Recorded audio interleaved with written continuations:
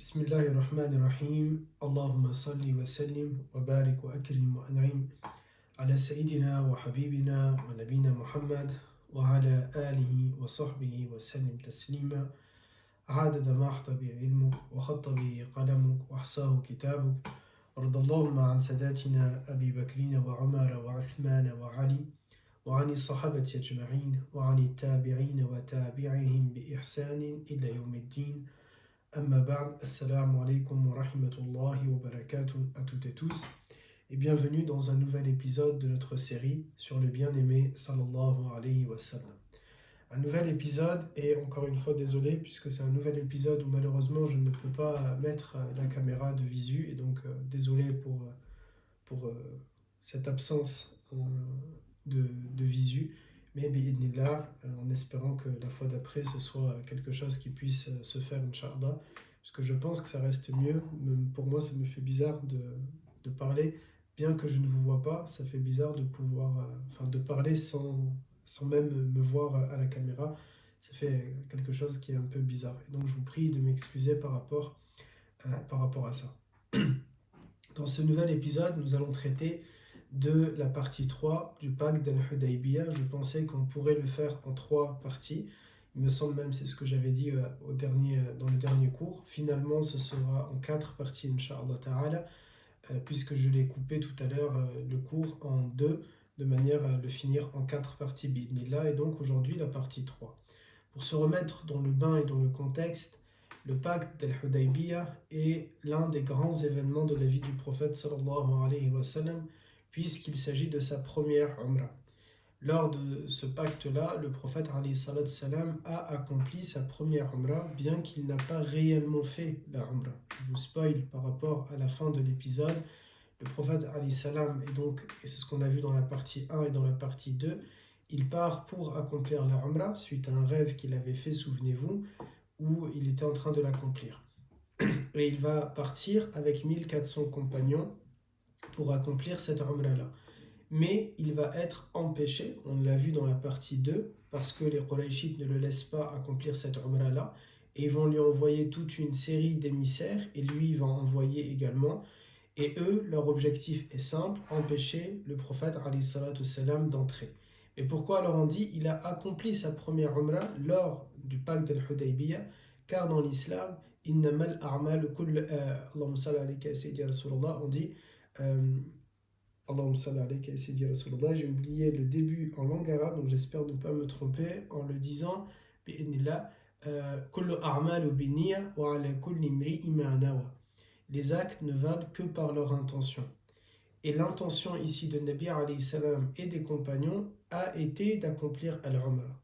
Et comme ils ont eu l'intention, et Allah Ta'ala nous récompense par rapport à l'intention, si bien sûr cette intention, nous disent les fuqaha, est accompagnée d'actes et d'actions qui mènent pour concrétiser cette intention-là, alors bi'idnillah, on peut espérer que Allah Ta'ala va nous récompenser pour notre intention, et en tout cas, elle est considérée, elle est comptée comme étant la umrah de Nabi alayhi salam. On dit que le prophète a accompli 4 umrahs, et bien elle inclut la umrah accomplie lors de ce pacte-là, bien qu'il ne l'a pas réellement accompli. Il n'a pas fait de sa'i, il n'a pas fait les allers-retours entre Safa et Marwa, avant ça il n'a pas fait le tawaf, etc. etc. Et d'ailleurs, les compagnons eux-mêmes ont tendance à appeler la majorité d'entre eux le pacte d'Al-Hudaybiyah. Ils ne l'appellent pas le pacte comme aujourd'hui nous l'appelons, et c'est l'objet même de notre épisode, il s'appelle de cette manière-là, et les savants l'intitulent de cette manière-là, et les générations après les compagnons l'ont appelé ainsi, mais eux parlent plutôt de Ghazwatul Hudaybiyah, la bataille d'Al-Hudaybiyah. Pourquoi ils l'appellent ainsi? Parce que, et on le verra tout à l'heure, à un moment donné, ils ont eu l'intention d'accomplir une guerre, et on verra pourquoi, c'est l'objet même de notre partie aujourd'hui. Et bien, puisqu'il y a eu cette intention-là, même s'il n'y a pas eu la guerre ensuite, ils ont gardé selon leur intention, elle s'est transformée en guerre, et donc ils appellent ça Ghazwatul Hudaybiyah. Et voilà comment on comprend encore mieux que innamal a'malu binniyah wa ala kulli imri'in ma nawa. Le Nabi sallallahu alayhi wa sallam avait donc envoyé toute une série d'émissaires et Quraysh avait envoyé toute une série d'émissaires. Et puis le Nabi alayhi salam, on s'était laissé sur ça. Il a voulu envoyer Omar ibn al-Khattab et ce dernier lui a conseillé de ne pas, à ce que lui ne part pas parce que entre lui et les Qurayshites ça se passe mal et il ne veut pas porter préjudice à l'islam ou à la Ummah. Alors Nabi alayhi salam va envoyer Uthman ibn Affan. Et lorsque Nabi envoie Uthman, il va dire à Sayyidina Uthman, il va lui donner cette consigne-là. Je ne dis pas mot pour mot les mots du prophète alayhi salam, mais j'explique le sens. Nabi alayhi salam demande à Uthman de parler avec chaque musulman qui est resté coincé à Makkah, qui n'a pas pu faire al-hijra vers al-Madina al-Munawwara, et de lui annoncer qu'ils ne sont pas seuls, mais que Allah tabaraka wa ta'ala, qu'Allah azza wa jal connaît leur situation, il est au courant de leur état, de ce qu'ils vivent et de ce qu'ils subissent, et Nabi alayhi salam leur demande d'être patients. Et la délivrance, elle sera bi'idnillah prochaine. Uthman, il part donc avec cette intention-là. Sauf que dès qu'il arrive aux frontières de Makkah, à l'entrée de la ville, il se fait arrêter et c'en est de peu qu'il se fasse violenter, voire tuer par des Qurayshites, mais alhamdulillah, il aura la protection de quelques Mécois qui vont dire que il s'agit ici d'un émissaire et que c'est pas normal de s'en prendre à lui. Mais Uthman se fait toutefois arrêter. Lorsqu'il se fait arrêter, donc il ne va pas retourner vite voir le prophète alayhi salam aussi rapidement que ce que les compagnons en pensaient.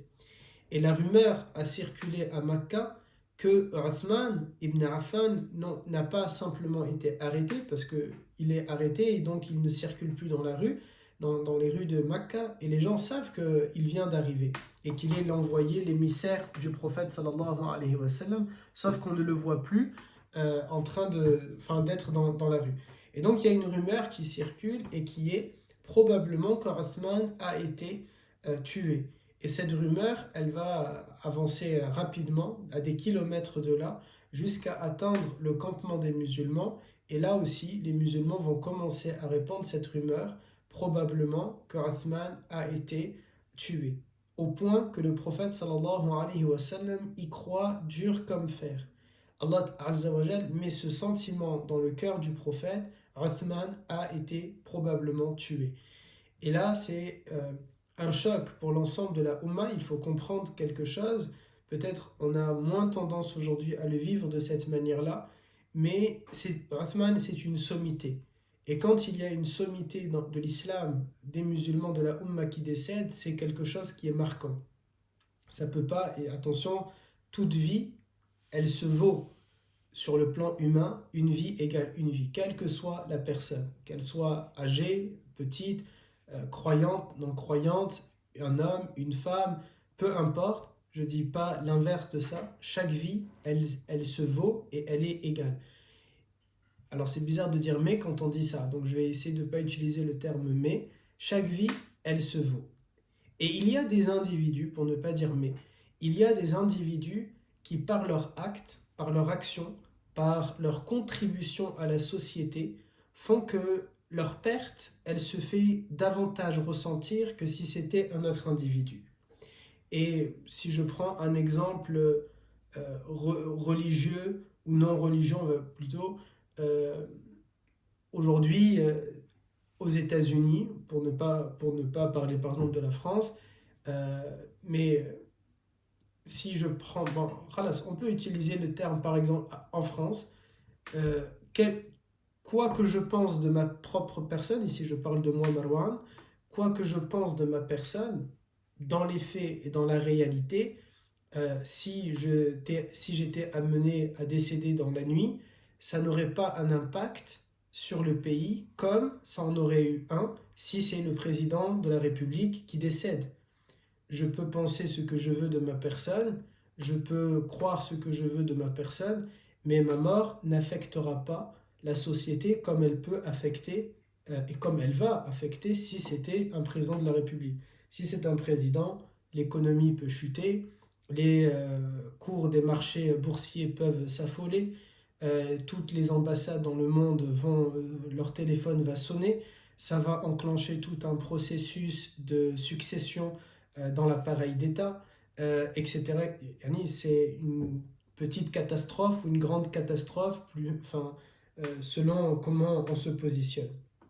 Eh bien, Othman ibn Affan, pour revenir à notre cher Othman, c'est exactement pareil. Même si chaque compagnon, sa vie, elle compte, il y a des compagnons qui font partie de l'état-major, de ceux qui sont constamment autour de Nabi alayhi salam. Et Othman en fait partie. Il est l'homme aux deux lumières. Il est l'homme pour lequel les anges ont honte lorsqu'ils sont en sa présence devant Othman ibn Affan. Les anges se couvrent de leurs ailes par pudeur devant Othman alors même que Othman ne les voit pas. Il fait partie de ceux qui ont cru dans Nabi alayhi salam parmi les 12 premiers musulmans. Il est un homme de confiance du prophète. Il va faire, mais là il ne le sait pas encore et les musulmans ne le savent pas au moment de cet événement, mais il fera partie de Khulafa ar-Rashidun al-Mahdiyoun, il va faire partie des califes bien guidés. Il est à la fois un gendre du prophète alayhi salam parce qu'il est le mari de l'une de ses filles et ensuite il a été le mari d'une seconde fille du prophète alayhi salam, mais il est surtout un proche parmi les proches du prophète alayhi salam. Il est un homme de confiance de Nabi alayhi salam. Et donc sa mort, lorsque à ce moment-là les musulmans et le prophète alayhi salam en premier lieu pensent que Othman est décédé, forcément c'est une mort qui ne peut pas juste être comme ça. Il y a des morts chez les compagnons, on va pas dire tous les jours, mais il y a des morts comme aujourd'hui on en connaît constamment. Mais ça n'a pas eu l'impact que ça aura dans le cœur des musulmans quand il s'agit d'Othman. Othman est décédé. Si vous voulez, et pour le comprendre d'une autre manière peut-être encore plus pertinente, parce que c'est important de comprendre pourquoi je dis tout ça et pourquoi je m'attarde presque sur la valeur de Othman, parce que c'est quand on va comprendre la valeur de Othman ibn Affan qu'on va comprendre le pacte d'Al-Hudaybiyah qu'il y aura, et le pacte de Ridwan qui va se faire et qu'on va étudier aujourd'hui. C'est parce que Othman a cette importance-là qu'il va y avoir un pacte d'allégeance qui va se faire. Et ça ne s'est pas fait pour d'autres compagnons qui sont décédés à Badr, qui sont décédés à Uhud, et on en a vu. On a étudié Badr ensemble, on a étudié Uhud ensemble. Je vous invite à les revoir sur la page Facebook Mohammed ou bien sur la chaîne YouTube. Ça n'a pas eu cet impact-là. Regardez même Hamza ibn Abd al-Muttalib. Hamza, qui est Am Rasulillah, son oncle paternel, et on dit Al-Am comme Al-Ab, l'oncle normalement est censé être comme un père, il a été un soutien, et Nabi alayhi salam a fait dua en espérant que Hamza va se convertir à l'islam, et malgré ça, ça n'a pas eu le même impact. Quel est l'impact quand les compagnons, quand le prophète surtout entend alayhi salam la mort de Uthman? Il demande immédiatement à ce que tous les compagnons se rassemblent autour de lui sous un arbre. Tous les compagnons, 1400 compagnons, ont l'instruction immédiate de se rassembler. C'est-à-dire c'est beaucoup plus grand et beaucoup plus grave qu'une réunion de crise. Là, c'est l'allocution télévisée. Là, c'est les sirènes du premier mercredi du mois qui sont en train de sonner. Là, c'est quelque chose qui est très grave. C'est la notification de l'alerte qui est envoyée à tous les citoyens sur leur téléphone aujourd'hui. C'est-à-dire que là, l'événement est trop grave. Tout le monde doit être mis au courant de la situation et de qu'est-ce qui est en train d'avoir lieu.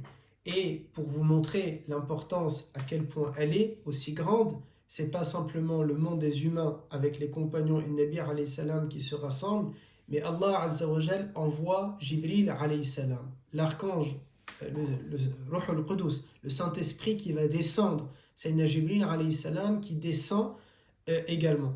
Bien sûr, Allah Azza wa Jal sait que Uthman n'est pas décédé. Mais Allah tabaraka wa ta'ala, dans sa sagesse et dans sa miséricorde et dans sa science, il sait ce que nous ne savons pas. Et il a décidé, quand nous n'avons pas à décider et que nous sommes simplement on suit, eh bien Allah Azza wa Jal a décidé de laisser son prophète croire, alayhi salam, que Uthman, son compagnon, est décédé. Et il a envoyé Jibril, alayhi salam, pour assister à ce qui va se passer maintenant. Et donc le prophète est totalement convaincu qu'Uthman est véritablement décédé. Et même la communauté des anges est représentée lors de ce pacte-là avec la présence de Jibril alayhi salam qui vient et qui assiste. Simplement, en réalité, c'est un test qu'Allah Tabaraka wa Ta'ala a envoyé, pas pour éprouver son prophète, mais pour éprouver la communauté et pour juger de la communauté. Et c'est un test que Allah Ta'ala a envoyé tout simplement aux sahabiyat et aux sahaba qui étaient présents. Et là, le prophète alayhi salam va révéler deux versets lors de ce rassemblement autour de cet arbre. Le premier, c'est le verset 10 de Surat Al-Fatih et le verset 18 de Surat Al-Fatih. J'aurais dû le dire dans l'autre sens, car le verset 18, selon les Mufassiroun, a été révélé avant le verset 10. Allah Azza wa Jal nous dit, je vais le lire plutôt dans l'ordre comme nous le lisons nous dans le Coran, donc le verset 10, Allah Azza wa Jal dit à l'intérieur: ceux qui te prêtent serment d'allégeance ne font que prêter serment à Allah. La main d'Allah est au-dessus de leurs mains. Quiconque viole le serment ne le viole qu'à son propre détriment. Et quiconque remplit son engagement envers Allah, il lui apportera bientôt une énorme récompense. Surat Al-Fatih, le verset 10. Ici, bien sûr, sans anthropomorphisme quand on parle de la main d'Allah Azza wa Jal. Et Allah Ta'ala dit dans le verset 18: Allah a très certainement agréé les croyants quand ils t'ont prêté serment d'allégeance sous l'arbre. Il a su ce qu'il y avait dans leur cœur et a fait descendre sur eux la quiétude, et il les a récompensés par une victoire proche. Le terme une victoire proche, c'est quelque chose qui est très important à se souvenir, parce que c'est ce qui va mener, alerte spoil, c'est ce qui va mener à Fatah Makkah, à l'ouverture de Makkah, au fait que Makkah redeviendra musulmane bi'idnillah. Et donc l'événement est assez gravissime, encore une fois, parce que deux versets sont révélés à ce sujet. Jibril alayhi salam qui est présent, et le prophète sallallahu alayhi wa sallam qui convoque les 1400 compagnons, et non pas simplement l'état-major des compagnons, non pas que les géants chez les compagnons, mais tout le monde est amené à venir et à prêter serment. Un serment pour dire quoi? Un serment qui ne se résume qu'en en un seul engagement, et qui est: nous allons venger la mort de Uthman et nous allons récupérer Makkah, et nous n'allons jamais retourner en arrière, c'est-à-dire même si nous devons tous mourir, nous allons y aller et nous allons le faire, et même si on doit en mourir, mais on ne va pas faire demi-tour. Et ici, parce que c'est notre objectif depuis le départ, lorsqu'on est en train d'étudier la sira de Nabi alayhi salam, c'est de tirer des enseignements. Il ne faut pas croire que le prophète a un esprit comme ça de vengeance ou sanguinaire, ou qu'il aime le sang et qu'il aime la guerre. Non. Ici, c'est simplement parce que c'est très grave ce que Quraysh a fait. Elle a assassiné un émissaire du prophète alayhi salam qui a été envoyé. On oublie même que c'est un émissaire du prophète. Il s'agit d'une relation entre deux États, l'État de Médine et l'État de Makkah.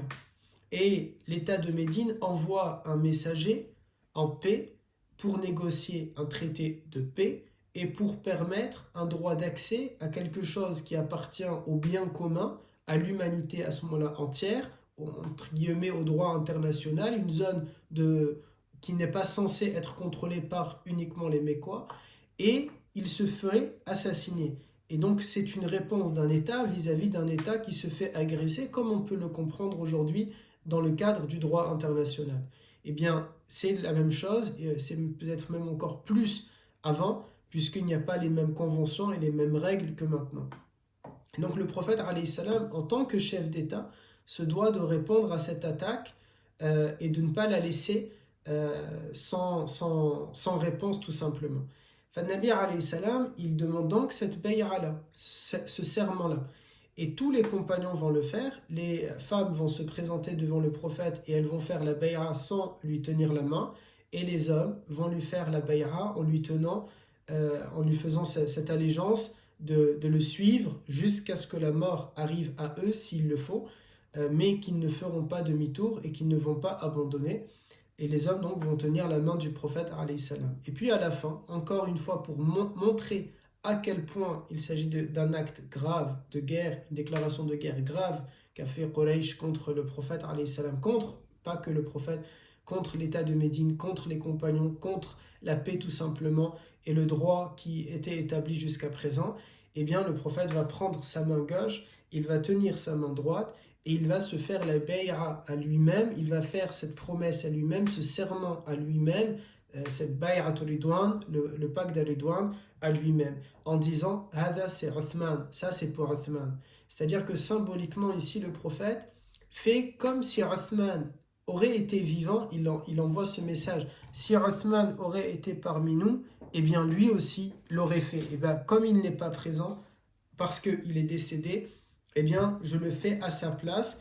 Et Uthman, par cette occasion-là, il a, bien qu'il soit vivant et qu'il était à ce moment-là simplement détenu à Mecca, eh bien il a la même récompense comme s'il l'a fait. Parce que le prophète alayhi salam lui fait.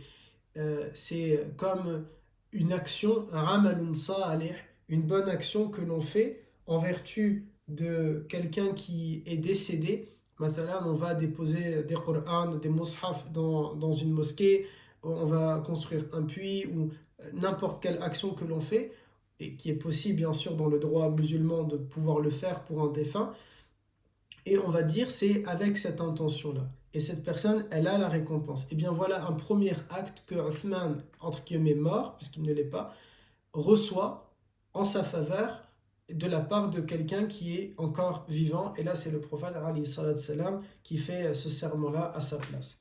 Et ici donc, à ce moment-là, le temps de faire ça, il y a les espions de Makkah qui sont en train d'observer la scène et qui vont se dépêcher d'aller annoncer aux Qurayshites ce qui va se passer. Juste avant de voir comment les Qurayshites vont réagir, il faut savoir que lorsque le prophète alayhi salam, il voit ce serment-là, à la fin du serment, il va dire aux compagnons qui sont présents, alayhi salam, vous êtes les meilleurs hommes. À cet instant-là, vous êtes les meilleurs hommes que la terre porte.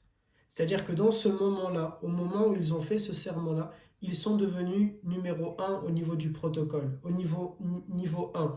Et lorsqu'il va rentrer à Al-Madin al-Munawwara, bien après, quelques jours plus tard, quelques semaines plus tard, Nabi alayhi salam va dire que tous ceux qui ont prêté serment sous l'arbre, donc le serment de Ridwan, eh bien, ils sont promis au paradis. Et le prophète alayhi salam c'est pas simplement ils sont promis au paradis, il leur dit qu'ils n'entreront jamais en enfer. Parce que c'est une promesse beaucoup plus grande que le prophète alayhi salam fait. En tant que croyante et croyant, c'est notre croyance que si certains ne sont pas croyants et que ça ne leur plaît pas, désolé, c'est comme ça. En tant que musulmanes et musulmans, nous pensons que, bi'idnillah, si Allah Ta'ala a accepté notre attestation de foi, que bi'idnillah, que Dieu nous permette de vivre avec l'islam et mourir avec l'islam et être ressuscité avec l'islam, Allahumma amin, eh bien nous pensons que Allah Ta'ala nous fera rentrer un jour au paradis. On dit bien un jour. Parce que peut-être, que Dieu nous en préserve et nous en protège, peut-être, malheureusement, nous devrons faire un passage par l'enfer. À cause de nos actions, à cause de notre désobéissance, à cause de nos actes, à cause de l'insatisfaction d'Allah Azza wa Jal à notre égard, à cause de nos mauvaises intentions, à cause de notre shirk, à cause de notre mélange d'intentions, d'avoir mélangé al-ikhlas, la sincérité, avec etc., etc., que Dieu nous en préserve. Mais ici, ce que le Nabi alayhi salam dit à ceux qui ont fait le serment d'Ar-Ridwan, c'est vous ne rentrerez pas en enfer. Et donc vous allez aller directement bi'idnillah au paradis. C'est ça ce que Nabi alayhi salam est en train de leur annoncer à ce moment-là. Et tout le monde donc l'a fait, 100% des compagnons qui étaient présents ont fait le serment d'allégeance, 1400, sauf une personne, mais ce n'est pas un compagnon. C'est pour ça que je dis 100% des compagnons, il n'y a qu'une seule personne qui n'a pas fait, c'est un hypocrite, il faisait partie des munafiqun. On sait donc qu'il y a un seul munafiq qui a fait le déplacement à ce moment-là. Et cet hypocrite, on a eu 3, je crois, épisodes ou 2 au sujet des hypocrites. Je vous renvoie à ces épisodes-là pour comprendre qui sont-ils. Lui a refusé. Et là, ça nous permet de tirer un autre enseignement et une autre moralité, parce que c'est l'objectif quand on est en train d'étudier la sira, de tirer des enseignements. C'est le fait qu'il était présent, mais il est passé à côté de quelque chose de grand. Il est passé à côté d'une véritable rahma. Il est passé à côté d'une véritable baraka. Il s'est convaincu à lui-même quoi ? Il s'est convaincu à lui-même que non, je ne vais pas faire ce serment d'allégeance, parce que dans tous les cas, je ne vais pas combattre Pourquoi ne va-t-il pas combattre? Parce qu'il avait peur. Les musulmans étaient 3 fois moins nombreux que les Qurayshites. Ils étaient à des centaines de kilomètres de chez eux. Ils avaient très peu de ressources alimentaires et d'eau. Ils étaient exténués, fatigués de leur état déjà d'ihram, de sacralisation, fatigués par la talbiya qui était répétée à longueur de temps, fatigués à cause de la chaleur, parce que pour celles et ceux qui ont déjà été en sacralisation durant le Hajj ou la Umrah le savent, les hommes par exemple ne peuvent pas se couvrir la tête parce qu'ils sont en sacralisation, et la chaleur de Makkah est ce qu'elle est à ce moment-là et à cette période et à cette époque et dans le désert là où ils sont coincés, et donc c'est une situation qui est terrible. Et ce munafiq, il se dit c'est impossible que les musulmans vont gagner. En plus de ça, le moral est au plus bas, puisqu'il y a la mort de Uthman qui a marqué et frappé tout le monde jusqu'au plus haut sommet de la hiérarchie, c'est-à-dire Nabi alayhi salatu salam. Et donc il se dit, moi je ne vais pas faire ce serment. Et vous savez, et ça c'est un piège du nafs et de shaitan, c'est Allah Ta'ala dit dans le Coran, Zuyina lahum a'malahum. Shaitan, il va embellir les actions de l'être humain. Et c'est là presque cet hypocrite qui va se dire, moi je suis honnête, je ne vais pas faire un serment et après je ne vais pas l'assumer. Alors je ne vais pas faire tout simplement ce serment-là et je vais pas directement, je ne vais pas combattre. Alors que, et c'est toute la psychologie de l'hypocrite ici qui est en train de fonctionner, alors que peut-être certains, bien c'est pas mes mots, hein, c'est l'hypocrite, alors peut-être que certains vont faire ce serment, mais ils ne vont pas assumer derrière. Souvenez-vous l'épisode quand on a vu la semaine dernière où un homme va dire au prophète alayhi salam, ils vont t'abandonner parce que c'est pas les tiens, c'est pas ta famille. Et donc quand il s'agira de combattre, ils vont t'abandonner. C'était ça l'esprit des Qurayshites, c'était ça l'esprit des munafiqun. C'était un esprit où ils ne sont pas convaincus par la force, la quwwa de l'iman des compagnons et des compagnons. Or, au contraire, ils sont déterminés. Et c'est ce qui a fait que ceux qui ont fait le serment d'Ar-Ridwan, ils étaient sincères dans leurs actes, dans leurs paroles, dans leurs intentions. Et protocolairement parlant, on l'avait déjà dit dans un épisode si vous vous souvenez, ils sont les numéros 3. C'est-à-dire que dans l'ordre protocolaire, nous avons les 4 compagnons bien guidés, Abu Bakr, Omar, Othman et Ali, dans cet ordre-là, en tout cas pour Ahl-Sunnah wal Jama'a. Ensuite, c'est vrai que l'on peut aimer qui on veut, on peut préférer qui on veut chez les compagnons après ces 4-là, mais les savants nous disent c'est dans cet ordre, Abu Bakr, Omar, Othman et Ali. Après, c'est un peu au choix, mais en réalité, et ça, ils sont d'accord pour le dire, qui sont les meilleurs? C'est Ahlul Badr qui vient juste après, et après, ce sont ceux qui ont fait le serment d'Ar-Ridwan. Et donc, ici, ils sont devenus meilleurs grâce à ce serment-là, parce qu'ils étaient sincères et ils étaient sérieux. Mais ce munafiq est passé à côté de ça, il est passé à côté de pouvoir être de cette trempe-là. Et donc, devant cette détermination énorme, les espions comprennent que là, il y a une situation qui est gravissime pour l'État de Makkah, bien que 3 fois plus nombreux, bien qu'ils jouent à domicile, qu'ils vont être chez eux et qu'ils ont l'avantage du terrain et de la proximité pour le réarmement, etc., et le repos et le renouvellement de l'armée, ça reste que face à un groupe même minime et petit, mais dont la force de la détermination est tellement grande qu'ils vont probablement gagner. Ils rentrent vite informer les autorités de Makkah, Abu Sufyan et les autres, et là ils comprennent que c'est terrible ce qui va se passer, on risque, c'est ce qu'ils se disent, on risque de perdre Makkah. Et donc à ce moment-là, ils vont vite libérer Othman. Othman va rentrer, on va voir qu'est-ce qui va se passer à ce moment-là, et il se dépêche également d'envoyer un émissaire pour faire un traité de paix avec le prophète. C'est-à-dire que là maintenant, ils commencent sincèrement à avoir peur. Ils savent qu'ils sont plus nombreux, mais ils savent que la foi, al-iman peut faire des miracles. Al-iman, et c'est là où peut-être on peut même se poser cette question. Est-ce qu'ils ne savent pas finalement au fond qu'en réalité ils sont dans l'erreur et que les musulmans, les croyantes et croyants, les sahaba sont dans le haqq, dans la vérité? Probablement, Allahu a'lam, mais probablement. Et donc ils vont se dépêcher de vite entreprendre des actes, des actions pour montrer des gestures de paix au prophète alayhi salam et pour calmer la situation et pour que tout se passe bien. Donc le premier d'entre eux, le plus grand, bien sûr, c'est de libérer Uthman à vitesse, à tout va. Lorsque Uthman arrive au loin, les compagnons vont le voir. Donc alhamdulillah, déjà, ils sont rassurés sur l'état vital, je ne sais pas si ça se dit, sur le fait que Uthman est vivant, alhamdulillah. Et là, quelques compagnons, c'est pas méchant, mais c'est en tout cas l'esprit qu'ils ont eu, mais rien de mauvais et rien de méchant. Combien même c'était méchant, Allahu A'lam, mais dans tous les cas, on n'est pas là pour les juger, ils sont les meilleurs hommes que la terre ait portés, mais a priori, il n'y avait rien de méchant dans cette parole-là. Ils se sont dit, certains, ah ben Uthman finalement est vivant, il a pris son temps, en réalité, peut-être parce qu'il a fait la Umrah, tout simplement. Il a pu faire un tawaf, et donc c'est pour ça qu'il a tardé, mais c'est pas parce qu'il était tué ou quoi que ce soit. Et quand ils disent ça, certains, et notamment un, le prophète alayhi salam est à côté, il entend et il dit non, Uthman ne ferait jamais le tawaf alors qu'il sait que nous sommes coincés ici. Et le prophète alayhi salam a confiance dans c'est pas haram pour Uthman, techniquement, si on regarde que le halal et le haram, ce n'est pas un acte haram pour Uthman de faire la umrah à ce moment-là. Admettons, il a parlé avec eux, là les compagnons ne savent pas encore la situation.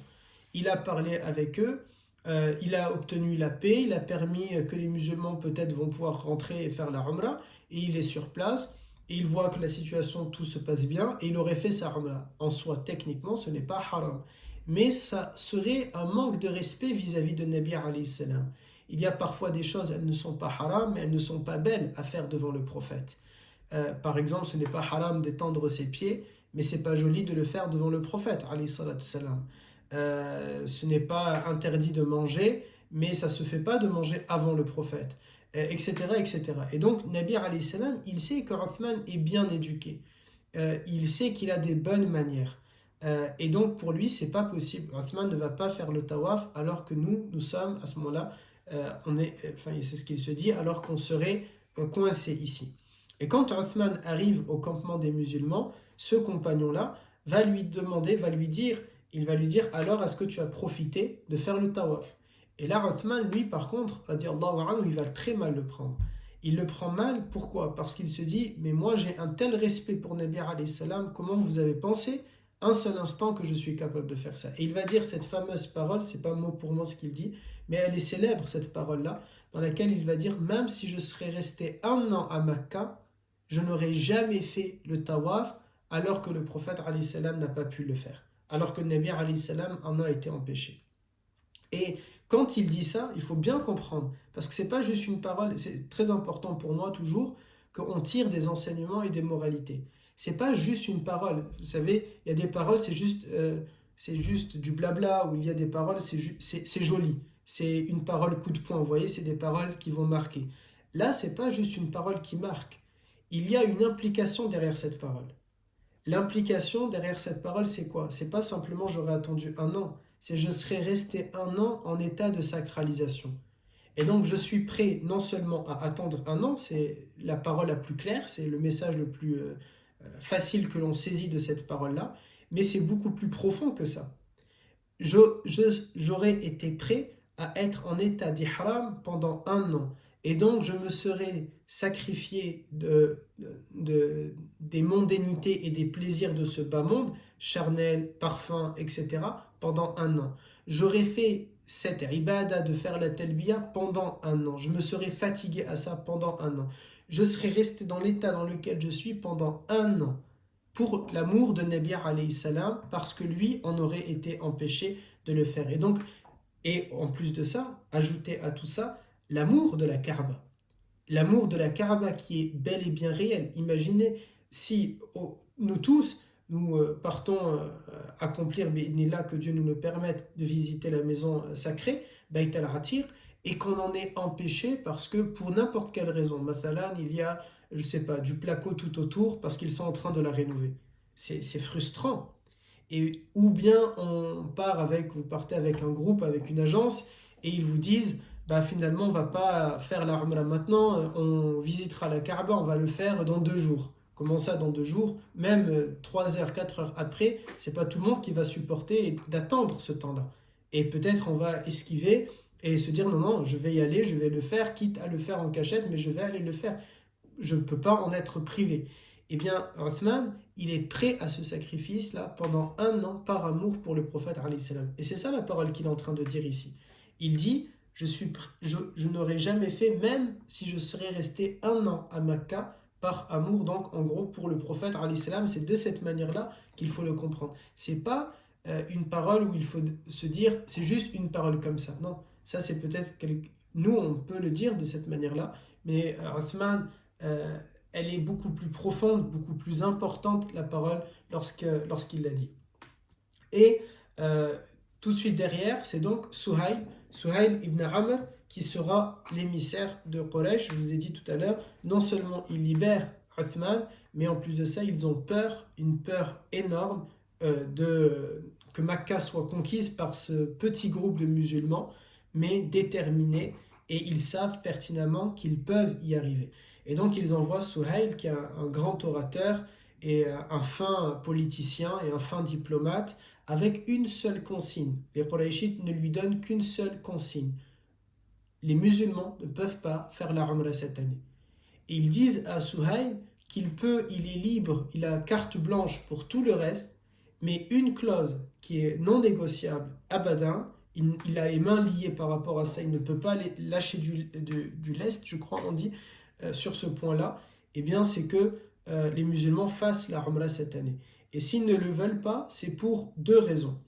La première, c'est la peur que les musulmans, lorsqu'ils vont rentrer à Makkah, ils vont se saisir de la Kaaba, de la maison de la ville, et donc elle va leur appartenir. Et la deuxième, c'est leur image, parce que ce sont des gens qui sont très fiers, très orgueilleux, et donc ils se disent, c'est l'image devant tout le monde, devant les autres tribus arabes tout autour. Nous sommes entêtés à leur dire non, vous ne ferez pas la Umrah. On a envoyé des troupes, on a envoyé des émissaires, et à la fin, on va les laisser rentrer. Non, on ne peut pas se permettre de faire cela. Et donc ici, Suhail ibn Amr va donc à ce moment-là aboutir à un traité avec le prophète alayhi salatu salam, et c'est l'objet de notre prochain épisode bi'idnillah, en espérant normalement, a priori, le cours il est prêt, comment je l'ai coupé, a priori c'est censé nous durer pour l'épisode prochain bi'idnillah, pour clôturer. Et je suis désolé, je crois que je suis en train de remonter les messages. Normalement, je suis persuadé. Wa alaykoum salam wa rahmatullah. Voilà, je cherchais le message de notre cher frère administrateur. Wa alaykoum salam wa rahmatullahi wa barakatuh. Et barakallahu fiqh. Et ils sont vraiment la cause de ces épisodes-là. Et donc j'espère que vos invocations, nos invocations à toutes et tous, elles sont mustajab, elles seront acceptées en leur faveur, de me permettre à chaque fois de pouvoir parler de la meilleure des personnes, de parler de Nabi sallallahu alayhi wa sallam. Ils sont très patients avec moi. Puisse Allah Azza wa Jal augmenter dans cette patience-là, et puisse Allah Azza wa Jal les récompenser pour leurs efforts et pour leur patience. اللهم امين امين يا رب العالمين. سبحانك اللهم وبحمدك نشهد ان لا اله الا انت نستغفرك ونتوب اليك. سبحان ربك رب العزه عما يصفون